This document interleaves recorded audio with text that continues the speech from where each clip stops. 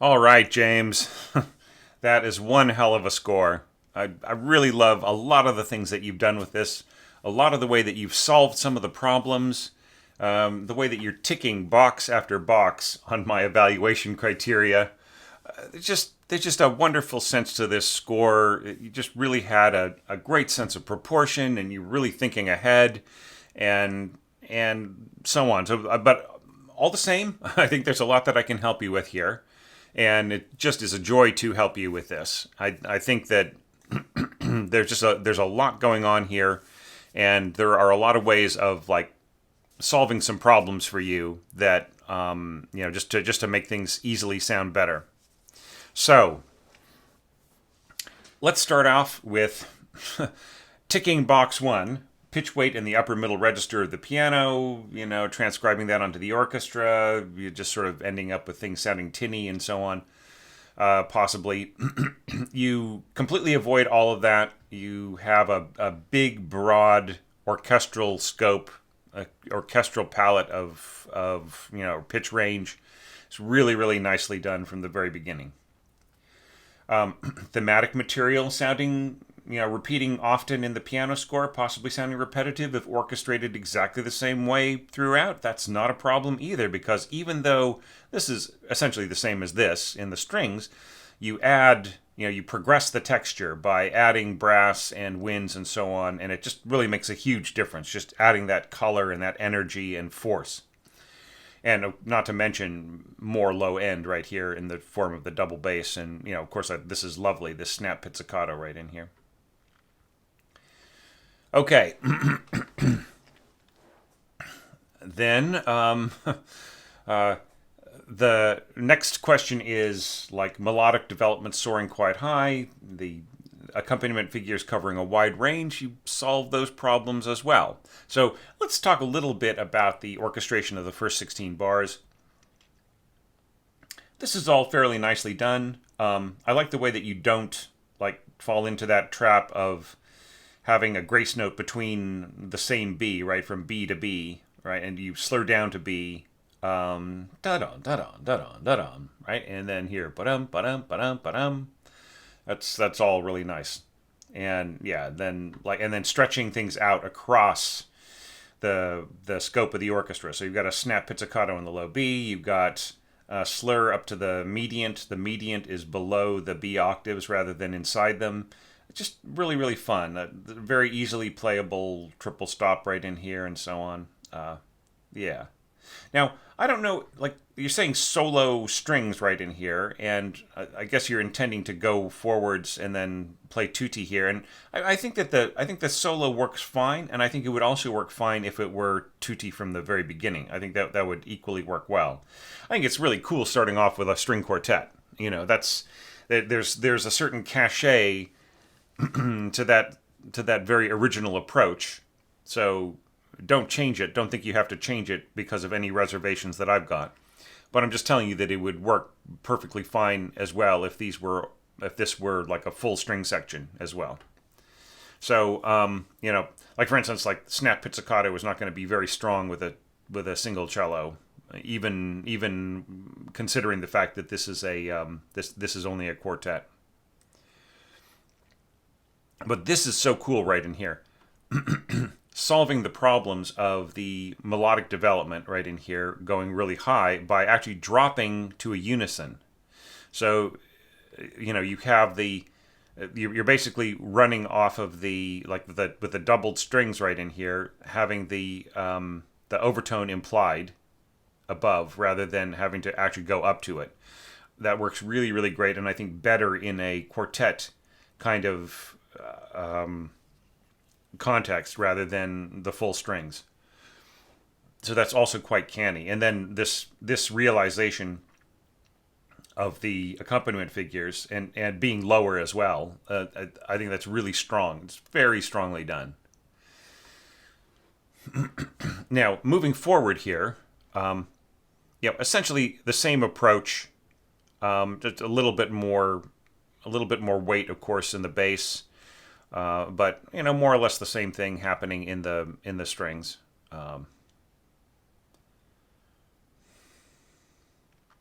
Right here, I would say it might be better just to leave it as an octave, right? And then have the seconds like see like you're what you're doing here is you're I think it would be better just to have this twice in the seconds the same way, right? Rather than changing things around. You're just making it a hassle for everybody, right? So just have the C octaves both times and then the this triple stop in the seconds both times, right? Because it's just like the players will have their hands set up already to play this, right?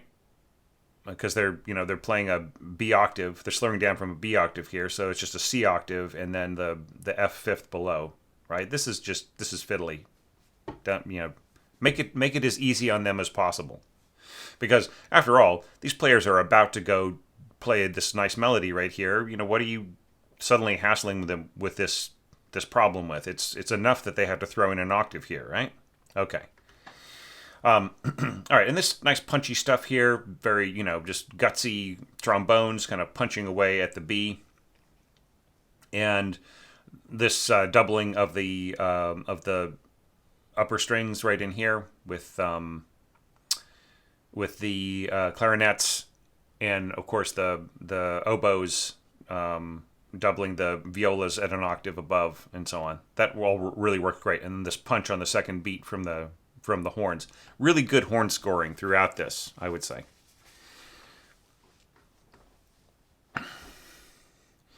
Now, right here, you fall into your first trap here of assuming that the flute is a much, much stronger instrument than it really is. This is a little strange. Ah, two here and what here? So you're saying that a single flute can actually blend effectively with trumpets in their strongest register, right?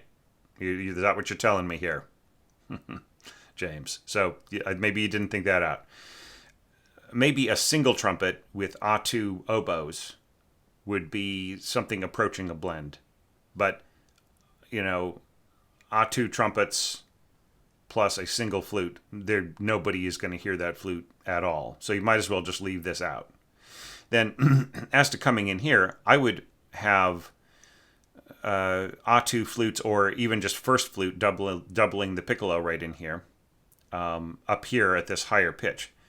Because, look, you already have the strings coming in here. By the way, this is completely unnecessary. Ottava right here. Just get rid of it, okay? Your violinist can read up to that high E with no problem at all, right? So, how to redo this, right? Because, the trumpet is basically going to cover the lower flute part, and it's going to be useless once again, right? Because it's just so powerful, so strong here. I would say have A2 flutes or even just first flute doubling the piccolo right here at pitch, so an octave higher, an octave higher. Don't bother coming in before.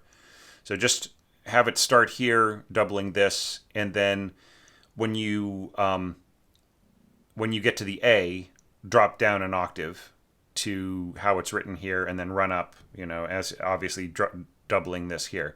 Try not to have your trumpet and your flute drop at the same time, right? Just because it's already obvious enough as it is. And in fact, I'm already sort of trying to think of ways where the trumpet can come from below without having to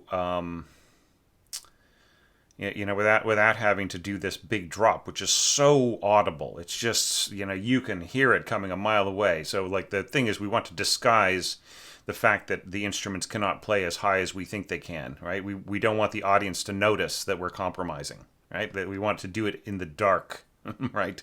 Or we want to have it well covered by everything else that's going on. So, there are a bunch of ways of doing that. Like, for instance, what you could do is you could have your trumpets starting to diminuendo here into oboes doubling the same part and then the same line and adding thickness to the flutes as they drop down, right? So that's one way of doing that. And that way you just keep this line maintaining its integrity all the way up. Or you can have the just have the trumpet just well, you know, yeah,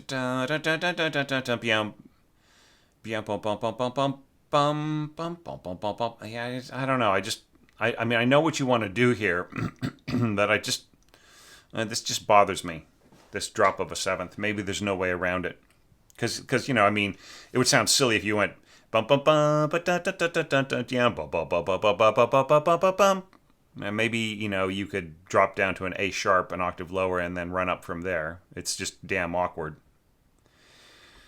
So, anyhow, so you know, my general assessment here is that I think it's pretty well orchestrated, and I like the colors and everything else. I'm just worried about this logistically, and don't score flutes and trumpets on top of each other, because the flutes just don't, you know, they can't, they have nothing to say until the trumpets are out of the way, right?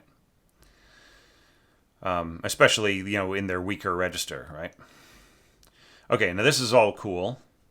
Dun, dun, dun, yeah, dun, dun, dun, dun, dun, dun, dun, dun, dun. I like it. You know, I like the little exposed oboe doubling the violins right in here. You know, it's interesting that the trumpets are doing the job of doubling the violins in octaves above. Their body of tone is an octave higher, so it's reinforcing the fundamental tones of the violins here. So, you know, so you obviously you don't need to double this at pitch with, say, flutes or whatever, and you can still have this oboe right in here doubled by the second violins without necessarily obtruding too much, right? So I think that works pretty good. Yeah, it's all nice. Now I noticed in the mock-up that you sent me, this actually jumps up an octave, and I think that's fine. You know, da da da da dum. Right, all of a sudden it appears to leap up from this A up a seventh, and I think that works fine. I don't think you needed to change it. I think that the momentary doubling of the first violin with the with your soli trumpets works really nicely, and I think it's a smoother trade off to these instruments here.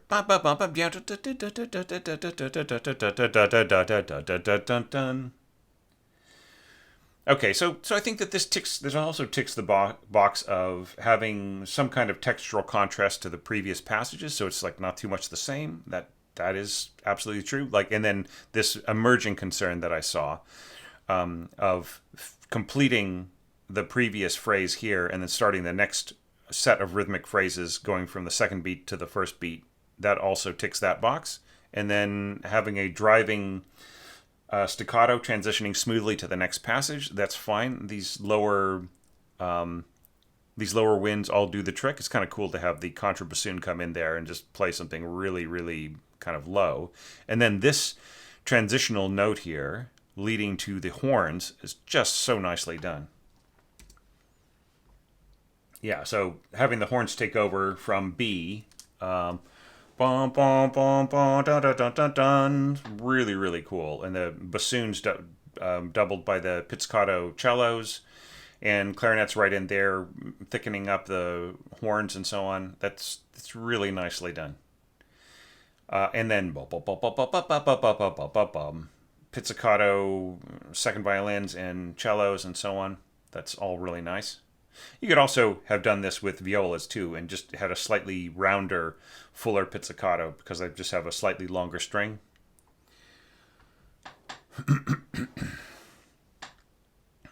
Yeah, and then, you know, the little blips and blops, keeping high interjecting notes from sounding too glaringly repetitive. Well, they don't sound glaringly repetitive. They do kind of stand out a little bit, but they're not too obnoxious in that regard. You know, like all of those notes, they're kept a bit low, right? So, like, the whole concern is, does this interfere too much with the scoring of the bassoon, this little bassoon line? Same thing here, right? These E thirds, are they getting in the way of this bassoon solo right in here?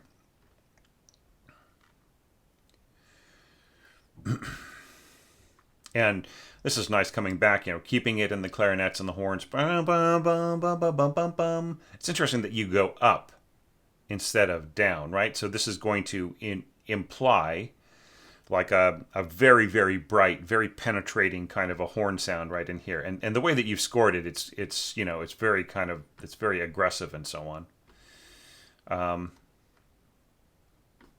Yeah. Just going to check something out here. Right. Okay, so just like to backtrack for a second. This should really be octaves in like first and second horn should be playing G octaves, and third and fourth horn should be playing the C octaves, right? So you should always, like whenever there's a something like this, stacked fifths or something, or stacked fourths, the first and second player should get the octave, get the higher octave, and then the interlocking octave should go to the lower, to the players on the next staff. They're not higher. It's a one higher and one lower player, right? So this should really be G and G up here, and then this C should be the third part down here. Right, and then here, see, this is all really perfectly scored. This is great. It's exactly right. So you're having the first and the third play this kind of octave melody, and that works exactly right. That's totally fine. I like the way that it works. And then here we're maintaining that same kind of relationship, right? So since we're talking about a melodic part that really stands out, keeping it in the third also makes sense, right? So I feel that is fairly well done. Now, right in here, I think that this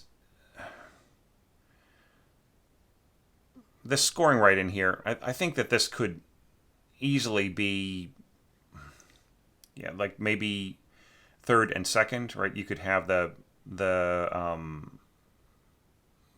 second playing the E underneath the first, and then the third playing the A in between.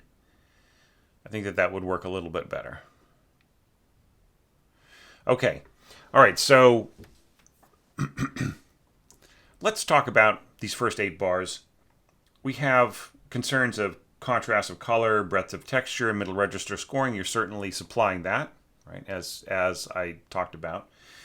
Maintaining differentiated roles and closely spaced melodies, overlapping accompaniment figures. That's also done fairly nicely. I like the roles of the lower brass in here. I think that does help punctuate things really nicely, and I think that the middle voices are really well represented. And then of course this kind of thing. I think you could have put in some crescendo, diminuendo lines right in here. Right? I think that would all work pretty well. Now, the thing is you've kind of set up a little trap for yourself, and that is, admittedly, this is a tough one to kind of get from the piano score, and that is that in the if you listen to a pianist play this, they finish like the line, this line right in here. They'll be playing this line, and they will finish the emphasis of it right on the triplet, right? And then the melody, that the melody starting on the B sort of emerges out of it. Now, the thing about it is that you're not having these lines end on a B. You're just having them end, right? They're like not coming to, because like you want to go to a slur on the B, but it's just kind of, I almost feel like, if there was some way of having your first bassoonist end with ya-da-da-dum, and your second bassoonist come in and go dun-dun-dun, and then maybe you could go to A2 here. I think that would help complete it a little bit better than than the trumpet right in here. Because I mean, after all, it's an octave higher, and yeah, it's a little strange holding on to the F for a full beat while the triplet plays over it. I'm not sure if that works for me. I think it'd be better just if that were like an eighth note, like just a little bit of stress at the beginning rather than dun as a dum. Just I think it's a slight you know, especially with the B going on at the same time, it's just a slight annoying kind of a held note right in there. So here we're getting into an area where I feel that the big concerns are keeping the triplets from overwhelming the melodic line. And like the thing about this is that it's so cool the way that you've got this scored. Okay, trumpets and violas and octaves. That is a cool idea. And then you continue on with your violas, and you have the oboes take over on the upper triplets, right, and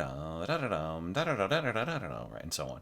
And then the clarinets take over, right, and then the flutes come in 2 octaves higher. All right, so that's all really nicely done. Okay, the thing about it is that your poor melody in here is just like doing nothing, right? It really doesn't seem to have a whole lot of power. It doesn't have a lot of power in the mock-up. It doesn't have a lot of power the way that it is scored, right? Like, so here you've got a brass instrument, right? Which is going to be, it's perky enough, and it's bright, and it's loud, and it is higher than the melody, right? So what do you think the ear is going to pick out? It's not going to pick out the melody. It's going to pick out the triplets. So you can still save this by just upping the power of the horn right in here. Just, I would say, in this case, everybody can play forte. You don't need to do like one of those sort of balancing acts, right? So just have, you can bring down the timpani a little bit, but I would say have everybody play forte, and especially, say, one solo, right? So that they can really play out. Bum bum, and you could put tenuto marks on all this. Bum bum bum bum bum bum. You just really have it come out of the texture, right?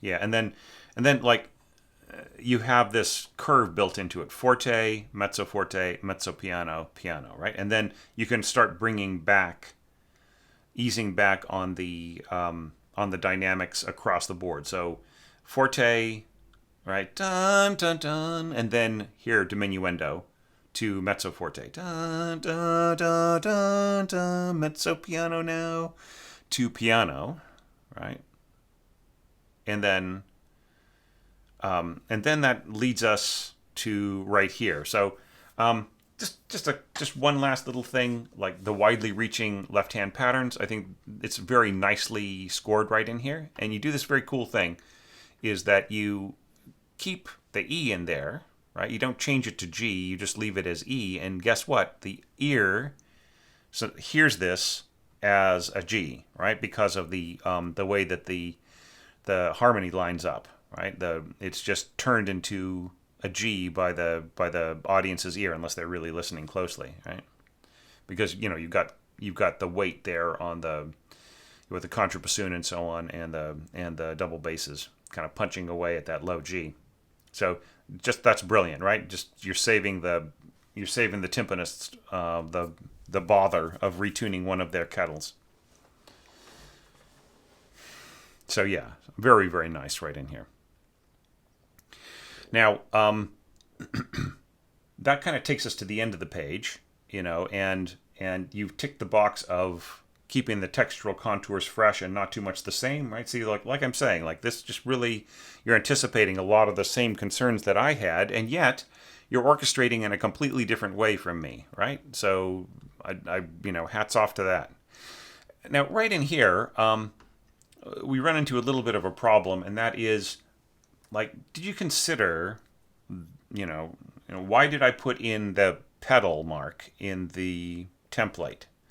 Right? It's because I was expressing the fact that the pianist is holding on to every pitch as they go upwards, right? That is part of the allargando expansion right there, right? And then you might have noticed also in the template that like 4 bars before there's a ritardando, right? And then there's even more of a ritardando. I would say this is more, rather than just the kind of the French word for retardando there, or slowing. I think that it's more accurate to call this allargando. Okay. Yeah. So watch out. Doppio is 2 P's, right? So I think that, like, if you have an allargando here, all right, It's really expanding, and then it's sort of releasing into the next bar. I think that like the first thing is that you need some instrument that holds on to these notes as they rise, right? So the you can definitely have like your one line of your viola is just going up here and then eventually meeting up and playing in harmony with the first violins and so on. But is there any pitch? Could there be any kind of doubling in wind instruments or in brass softly behind the be a little bit behind of the texture, kind of holding on, like as you played each one, hit the same pitch and then hold on to it and just give the illusion that like the orchestra has some big sustain pedal on it, and as these notes play, they are maintained. The other thing too is like pushing forward to the sforzando, and then like there's nothing in the piano part that really says this, but we are kind of settling into a new kind of section. So instead of going, sforzando forte, and then all of a sudden we're soft, what if you went like crescendo up to a forte here, and then ease off, right? To maybe mezzo forte, and then down to piano, right? So if there's just a bit of a crest here that followed the real deliberate kind of stretching of the tempo right in here. That said, it's really fun the way this is orchestrated, very simply, horns plus strings and so on. Sort of like a next generation piece of scoring, like Dennis McCarthy, right? Work with him if you can. So so like that, just the strings plus the So here's like an example of a sustained pitch, right? All right, and that leads us to the this next section right here. I wish you'd split right here or there, split the page, just make it easier to lecture. But we'll just start right here with the first clarinet just going doink doink doink doink doink doink, little Jaws theme in there, and this is kind of cool. Here you're saying spiccato, so you want the real bouncing bow. Here I think you can go to scoring measured tremolo, like you could have an eighth note with a staccato mark over it and a double measured tremolo beam on it. And that's just easier to read than each individual note. Yeah, and then now here you're saying, bien chantant, très expressif, la mélodie, and so on. Okay, but look, that's for you to say, right? That's your responsibility. That's not their responsibility, right? You have to tell them how to do that. So I mean, if you just tell them, just be that way, they'll do whatever they want, and they might do something you don't want, right? But what if you wrote in some hairpins here, da da da da dum, and then instead of just having this be a row of tenutos, what if you made this portato by putting a slur over it, right? And then crescendo. Da, da, diminuendo, and then crescendo again. Da, then diminuendo, da, da, da, crescendo, da, da, da, da, da, da, dum. And then maybe like just kind of an echo voice, just suddenly piano. Da, da, da, dum. Da, da, da, da, da, da, da, da, da, da, da, da, da, da, da, dum. Do you see what I'm saying? It's just like the way that you've told the person, hey, be expressive, but you haven't really showed them how to do that, right? So write it all in, everybody. Write, if you have a singing part, bien chantant, be well sung. Write out what that means, right? It's sort of like, kind of reminds me of like the sort of quandary that's written into the beginning of the Rite of Spring, which you can hear the entire interview that I have with Pramon Tilson, that great bassoonist who plays the Rite of Spring so beautifully, the opening. So like he had this great point in our interview, which was that um, is that Stravinsky tells you that he wants the opening to be rubato, and then he writes out exactly in terms of the time values and everything exactly how he wants that to be rubato. And if you stray from that and add more rubato, then that is totally wrong, right? So so the instruction to be rubato is supported by what he writes in there. It is not something for you to add more to, right? So I think that's the same situation here, right? He's like, you have to be, you have to guide them through the, what you really want there, what you really want in terms of their singing, right? Okay, so one thing that I would say here is like you're sending your your trumpet player fairly high, not too high. I mean, you got a G there, and then you got an A here, and so on, and you know, but it's still it's very emphatic playing. You've got them at like a forte dynamic, which you kind of don't need. You could have this piano, a piano espressivo, and then just like with the nuances, help them out, like to get brighter and louder in places where it just helps them, like for instance here, this crescendo up to an A. So, that sort of tightens the lips. I would say if you were to go up to B and C, you wouldn't want this echo to be played by the same soloist. But, you could make it easier on them by just having the trombone echo. I would say just in general, like it would be nice if you had a contrast here of soloists, like a call and response, right, in another instrument. So considering how the player is going to have a tighter lip and everything else, I'd just say, I'm sure most solo trumpetists could play this, but they probably would rather somebody else did it. You know what I mean? Just like they're focused on this, and then like the trombone is going to go, by the way, right? This is very, very cool, keeping the energy in here, but I think that there should be some kind of crescendo, right? It says diminuendo in the part, but I think that there should be just an enlivening here, right? You know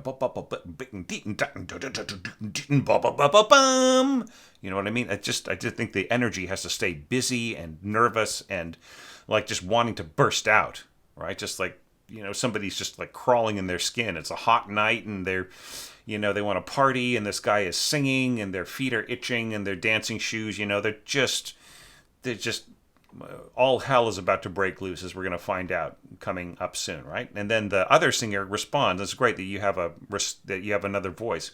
And here, it's a good time to mention a couple of things. One of which is, careful treatment of the melodic voice to make it feel authentic to the composer's style. And nothing could be more authentic than a trumpet solo. I think that's great. And especially one that is has generous expression marks in it, right? Nuances and articulations and everything else. And then keeping the accompaniment pattern from becoming too regular and therefore predictable. I mean, you do change things around a little bit, but it's fairly static, right? So if there's anything that you had thought of right in here, like, I just think, wouldn't it be interesting to shift the texture slightly to change things around in these sections? I would say that would be a really, really great thing. All right. So, and then once again, like really, if you're going to have a whole bar of this, then just write in a dotted half note on the B flat with a staccato mark over it, and the two the tremolo beams, the measured tremolo beams. I think that's just a much easier on the eye for the player. Okay. And then this is lovely right in here. Little flute solo answering the trumpet solo. I think we're staying within the voice of the composer. And same thing. Look, why can't we have some portato here? Why can't we have some more nuances, right? And then that really helps with the upcoming next concern, which is managing the sense of restraint, leading to a burst of energy, and then rubato. Right, so all of that is missing right here. And I feel that what that does is it sucks the drama out of your arrangement, right? So they're just like little things that I put into the template that I think that would really, really go well. And I understand from some conversations that have been going on recently, yeah, on social media that the tempo adjustments and so on didn't really translate very well with people taking my XML and dropping it into Dorico. So, arg. Anyway, so next year we're going to have a Dorico. We're going to have a Dorico template, okay? Or we're going to have some kind of XML, XML data that translates equally well to all platforms. If there's any way of doing that, I'll have somebody work that out for me if I don't do it myself. Okay, so yeah, so all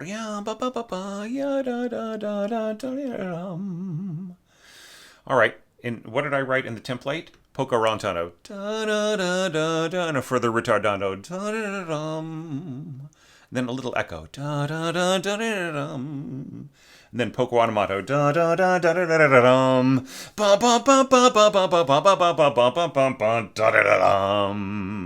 And what did I write here? Rubato. Because yo boop boop beep ba ba ba boom. And what did I put over here? A little fermata, right? And then it allows the player to take a breath. Da da dum da da da dum ba ba boop beep ba ba ba boom. Da da da da da da da da da da da da da.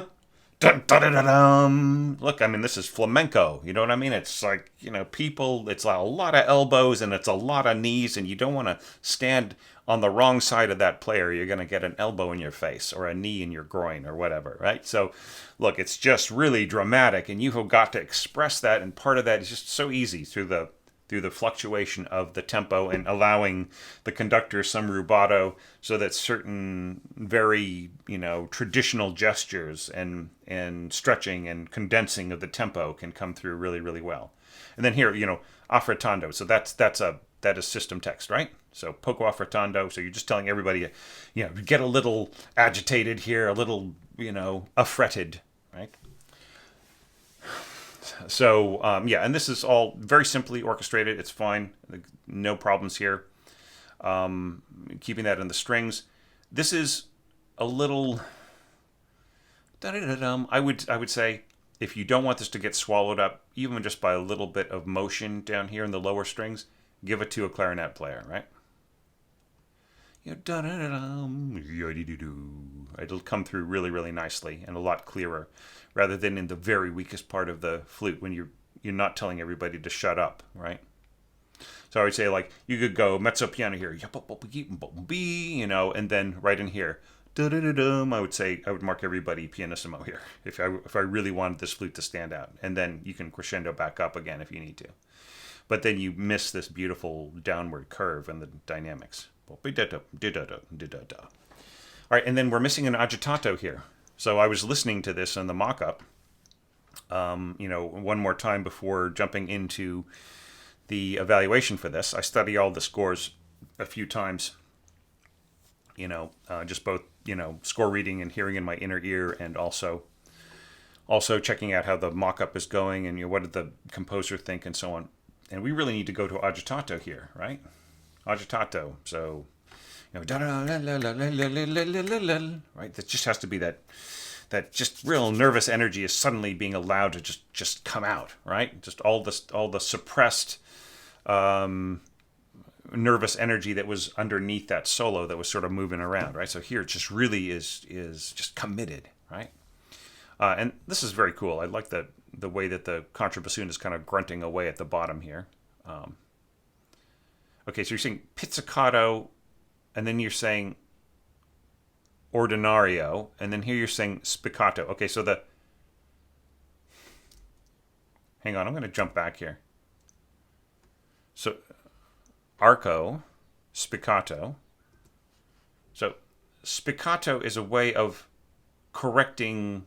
So ordinario is a way of correcting the term spiccato, right? but you don't have any such instruction for the double bass. So the way to adjust back to arco is to say arco. Don't say ordinario, because ordinario, like, I'm assuming that this is all arco, right? Yeah, it's just like this is all. Sorry, I'm just flipping around, and then col legno battuto. All right, so yeah, so right in here, so you have to say arco. Don't say ordinario when you mean arco. Okay, absolutely say arco, because it's a different thing. Ordinario is the end of a special technique. Okay, it is not the beginning of bowed, right? So that may have crept into some contemporary scores over the past 70 years. Don't do it. Okay, raised hands at rehearsal time, right? Anytime you do something like this, you're going to get a raised hand at the rehearsal. It's going to cost you $75, right? If you're paying for the session yourself. Okay, so and once again, this should all be scored out. I think you can give them the first beam group as individual notes, and then from that point on, score this as eighth notes. So you've got the eighth note beam, and then you've got a single a single beam tremolo on each stem, right?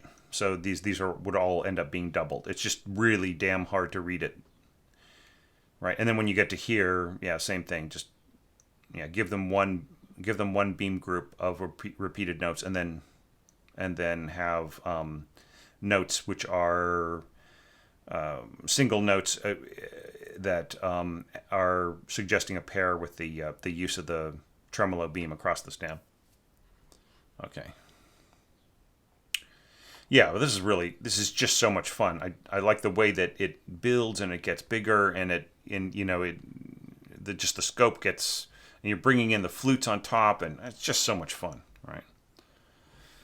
And you even got some tuba in there, so it's nice, and it just really is pushing towards this right in here, right? But once again, it, like the way that it sounds in the mock-up is like we're kind of still at doppio più lento, ma sempre mosso, right? So it's just kind of like twice as slow, but we can't be twice as slow. We have to be agitato here, right? And then right here, you should be right around 132, right? Più meno a poco rubato is what I wrote in parentheses, and that's pretty much where most pianists are with their playing in this. And then we got this is really nice. If it were 132, it really would sizzle, right?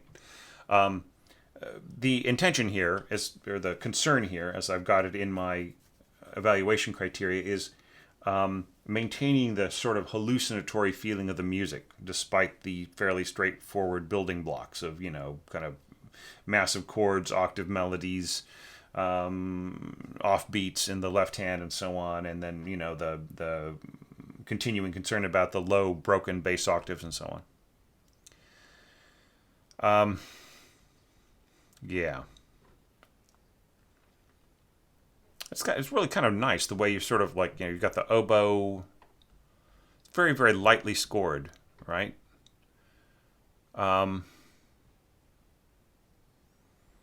Yeah, so how to balance this? I think that this should all be piano in the winds and the strings, and the brass can be pianissimo, and timpani,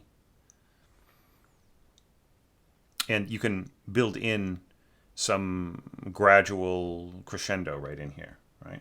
It's written in the score. It's implied in the growth of the music forwards and so on. So we're kind of missing that in here.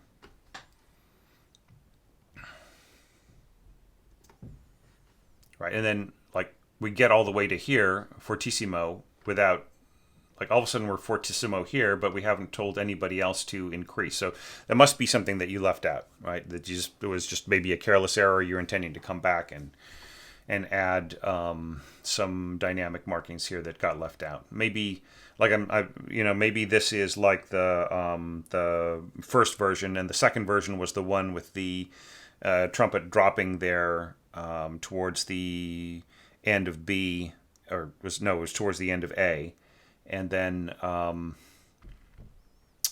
yeah, and then this is like this is the earlier version, which maybe didn't get the final treatment. I don't know. Anyways, but yeah, you're going to need gradual, you know.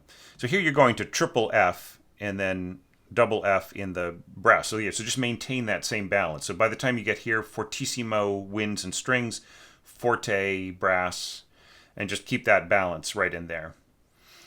It is okay to add more articulation than you have here, right? So like the accents do not go away in the left hand of the piano. So these offbeats can definitely be accented in the horns, even even with everything big and you're wanting to balance things and so on. If there's one big concern, I would say one little sort of kind of picky little thing, I would try to do what Falla does, what he suggests doing, and then which is to have the bass line rise and fall and rise and fall, and then drop even lower, right? Da da da da da da da da da da dum da da da da da dum da da da da da dum ba ba ba ba ba bum bum, right? So I just think that that's a better approach, right? And there's it's so easy to do, right? Just having your the bass clarinet right here. Your bass clarinet is doubling the contrabassoon. Obviously, it can't get a whole lot lower than that. But what you could do is drop the contrabassoon down an octave, and then keep your bass clarinet here, and then change this to the bassoons playing in octaves, right? And I think that then you'll get that, and then here just like have this going back and forth, higher then lower, higher then lower. Because I mean that's something that I think that Falla really wants, right? And you got a suggestion of that in your trombone parts, but I don't think it really translates to the rest of the orchestra when you've got such a ferocious bottom end here in your winds. Right? I don't think it's enough just to have those trombones in there, just expressing that idea. I think everybody has to express it. Yeah, and this is very cool, like the way that you've scored the trumpets in here. Just in general, like the brass are a single section, even though the horns kind of are. They're implied as kind of almost like a separate section, which provides a bridge between the heavy brass and the winds. However, just like if you want this score to be accepted very easily and automatically, if you want a conductor to look at this and say, oh yeah, I see how that works. Just have one continuous bracket for all the brass and have the bar lines continuously across the entire section, okay? All right, now here is where you're getting into massive trouble. Okay, and we'll talk about that, but first let's talk about how you end this passage. I am not picking apart the way that it's orchestrated very much at all. I think that it more or less works. I mean, I wish that the strings got higher here, right? That they were, rather than doubling the trumpets where they kind of get swallowed up. I mean, I wish that they were just nice and bright and high, and so were the winds, yeah, da da da da da da da, just really bright and audible above, rather than just like the trumpets kind of swallowing everything into their kind of their brilliance. It's like a bright light, like like the trumpets going up to forte is like it's like a flashlight in the darkness right in your eyes, right? So like you are not going, if you put a smaller, weaker flashlight right next to that flashlight, played by the oboes and the upper strings here, nobody's going to see that. They're just going to see the big halide light shining right straight in your eyes, or straight in your ears in this case. However, if it's an octave higher, right, as the flutes are sort of playing right in here, if that started back earlier, then like it's like a little, like the little rotating flashlight on top of, so like you can have, like, just imagine, this may be a familiar experience to many professional musicians out there who had to drive home at 2 a.m., 3 a.m. after a gig, but if you got a cop car behind you and the guy has got the spotlight on you from the side of their car, which in this case would represent the this massive trumpets going right in here, you can still see the little rotating red and blue lights at the top of the car if they are higher, right? So if the strings were an octave higher, playing all this stuff up here, similar to how the flute and piccolo and everything is going, then I think you would really hear it. And then, like, I would say, like, right at the end, don't waste the piccolo, just let them go all the way up to their top F sharp, right? So, then right here, I would just say go up to the next, right? Just really start getting higher towards the end here. All right, so so now that I've discussed the orchestration in there, my druthers, I think that, like, right here is like, what is going on there? Like, what did I write? I said rallentando from here in the my template, right? And that's because, like, if you listen to what pianists are doing there, is they're taking this hallucinatory passage, right? The audience or the party goers are just like dancing, and they're, they've drunk too much tequila or whatever, bourbon, or they're just reeling, and, like, they're just sloshing from side to side, and they're hallucinating as they're dancing, and they're just like pushing a big rock up the hill to get to the end of this, ba, ba, dun, dun, dun, dun, dun, dun. Right? So we're missing that without any kind of guidance here, right? And then right afterwards, like, I completely approve of the fact that you scored all of this as eighth notes, except for the tuba. This should be an eighth note as well. And then right after that, throw in a little comma, right? And that allows, like, the conductor will just pull back slightly and then give the half beat right in here, the beat 1.5. He'll just make a space between these two eighth notes so that there's time for the, like, not only do we get the benefit of the continuing sense of slowing down the tempo, but then the room has a chance to subside, like the resonance.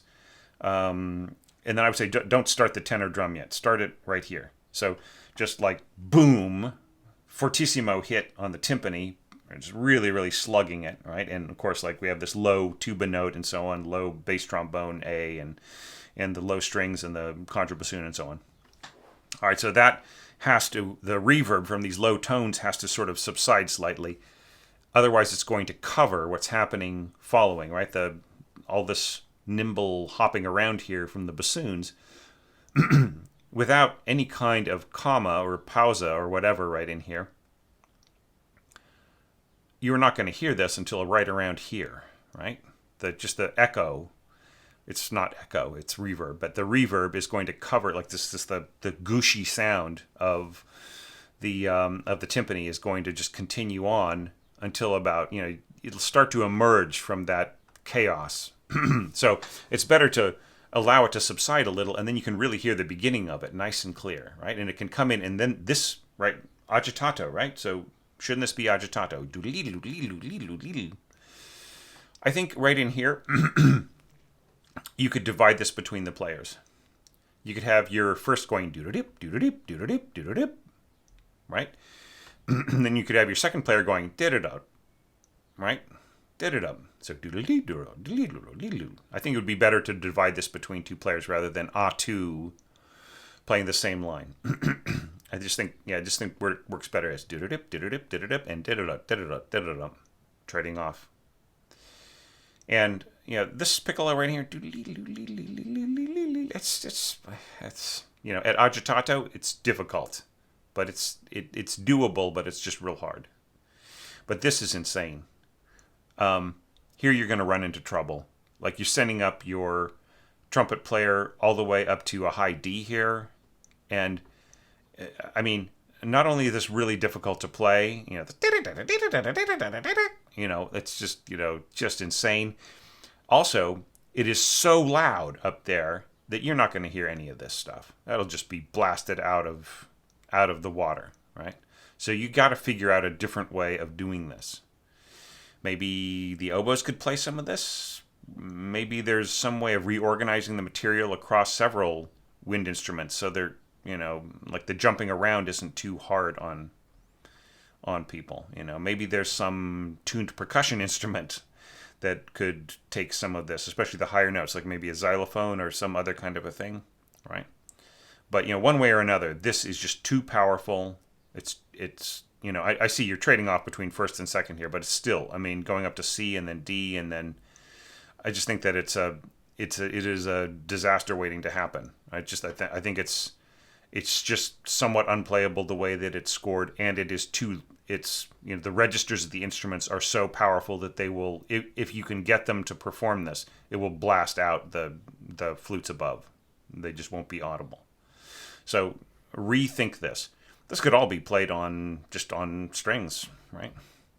Because you obviously you don't want this to be, you know, this is your crowning jewel of this section, right? The way that you've got this scored. You want this to all come through really, really nicely.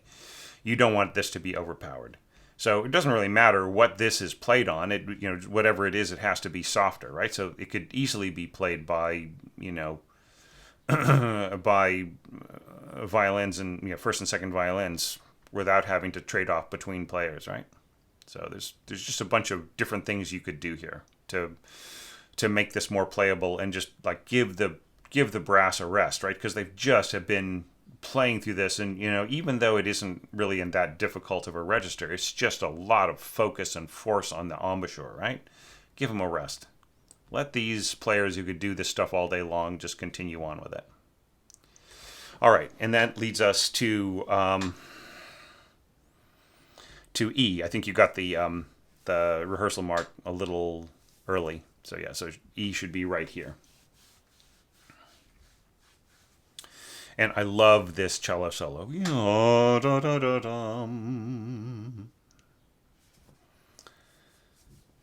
And yeah, the little tremolo in the background of these other instruments, sul ponticello. It's really, really nice, and the harp right in here, so cool.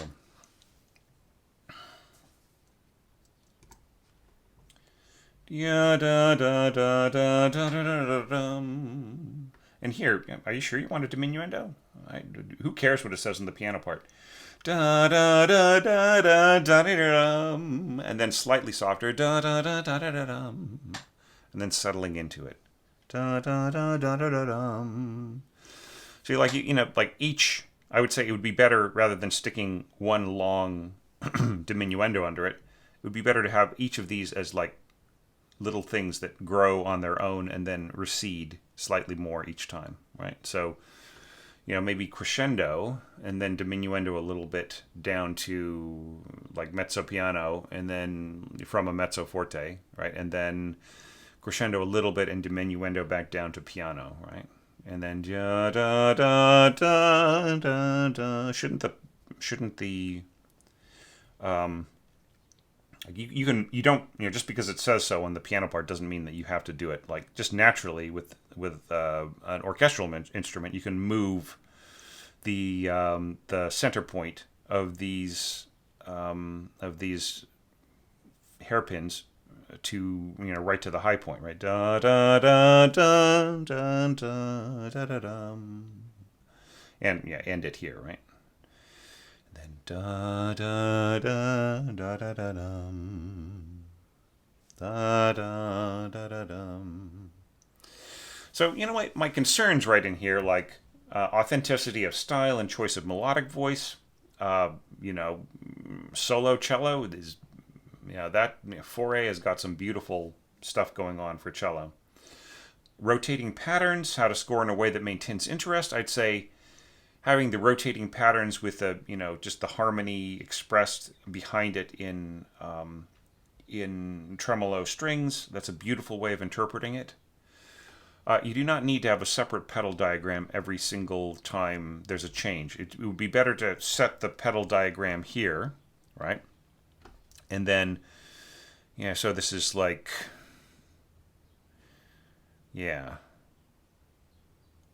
So E flat, so D flat, C flat, B flat, right? E natural, F sharp, and then, yeah.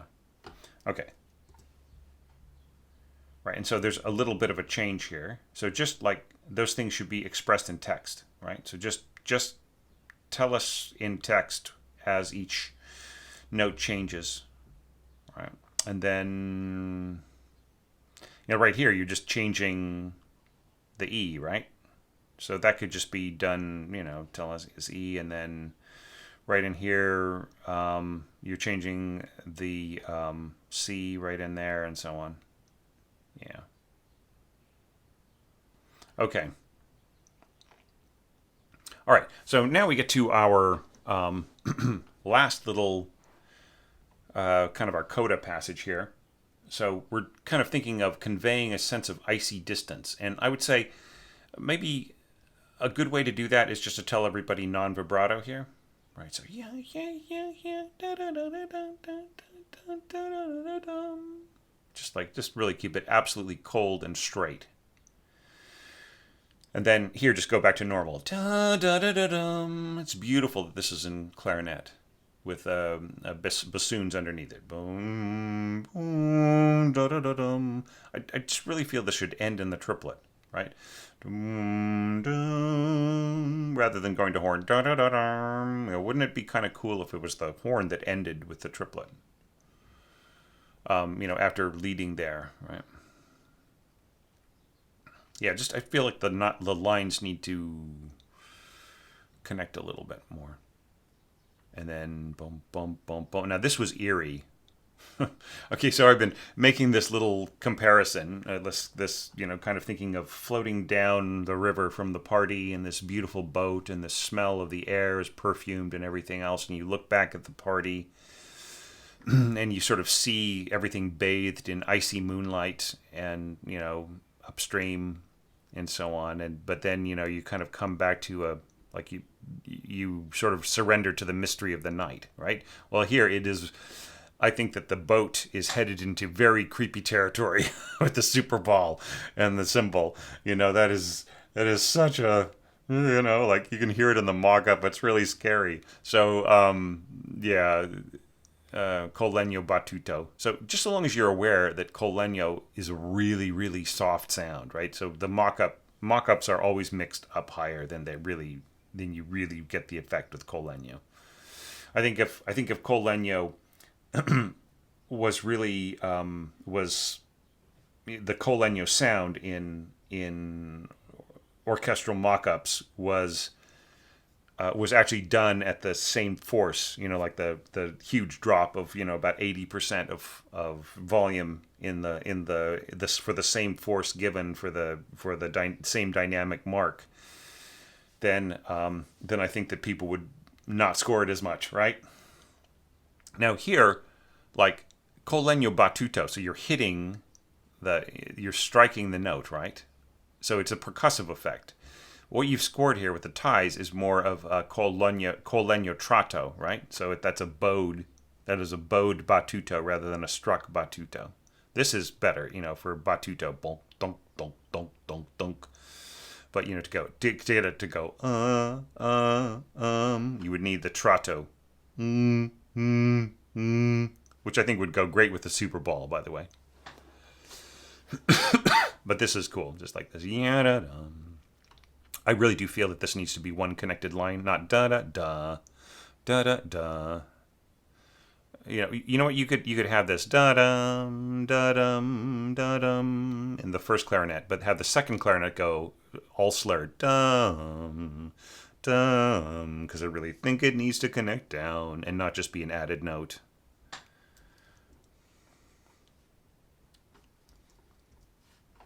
Yeah, and then you turn this into a solo. Bum, bum, bum, bum. Just really nicely done here. And then bum, bum, holding on to the very end. Bling. You could add triple P on the piccolo here to reinforce this high B here, if you wanted. So you're saying to play a fingered B and then add and to add the octave node to it. See, this I understand, but yeah. so the way to get this pitch is to play a fingered B an octave lower and add a touch 4 onto it. Okay? And the same thing, like right here, you can't really get that same B above. Right? I think you could you do it with a touch 5? Yeah, I think you could. I think you might be able to get that with a touch 5. So play the E below and then touch 5, and then you get that same B. But it's very weak. You might be able to get the same thing with just like non-vibrato, right? You get a sort of an almost, like at a very soft volume, you get an almost harmonic kind of a sound. And then soltasto and pizzicato. And yeah, it's just lovely. Just really nicely done. Yeah. So cool. All right. Well, I really like this score. So, yeah, I mean, just so many great ideas and so many great colors. And yeah, I mean, and I really appreciate the amount of craft and ingenuity and imagination and effort that all went into it. You know, here I am picking it apart and just saying, you know, try this, maybe this is stronger if you do that, and so on and so forth. But that in no way means that I think that you aren't somebody who is, you know, got some great ideas and who is, you know, developing into a first-class orchestrator. I think that is absolutely happening.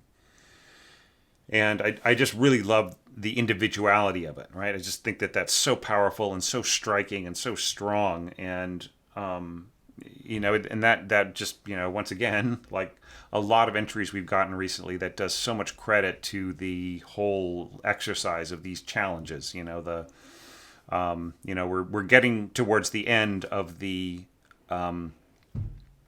challenge, and here are some of the most powerful scores. And it is such a tragedy that, you know, it takes me so long to do all of these, so long to release all these scores, and the kind of the energy of all the participants starts to wear out around now. And, you know, and I'm no different. I took a week off, right? I actually wanted to keep going and then take a week off before the big party on Saturday in a week. And I just had to, I just had to keep, you know, I took a couple days off and I just made it longer and longer and longer because I just really needed to recharge, because it, you know, it does take a lot out of me.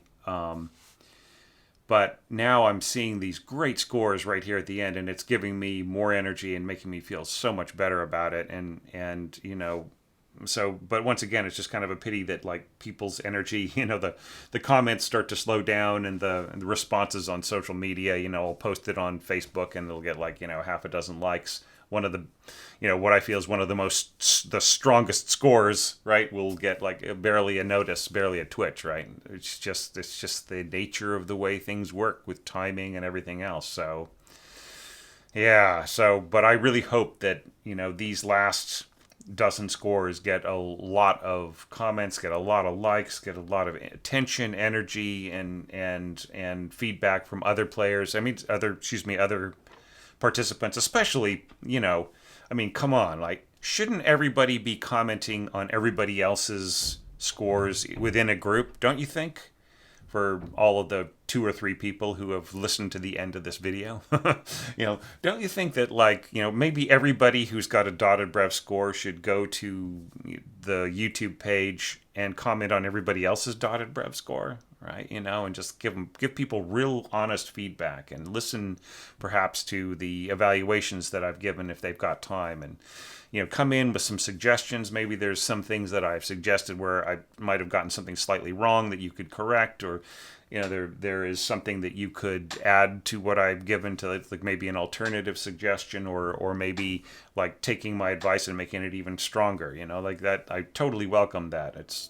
I don't really have any ego here. It's just, my ego is at the service of your ingenuity, all right, is the way that I see it. So anyway, with that thought, I will just say that I really enjoyed this section, this collection of scores, the dotted brev participants, and I thank you all so very much for your support. Just I never, I never stop feeling incredibly honored that my fellow musicians, pro and semi-pro and amateur, are seeing fit to support what I do here and make it possible for tens of thousands of other orchestrators out there to get better with their craft. So thank you all. And now, let's go to the Longa evaluations.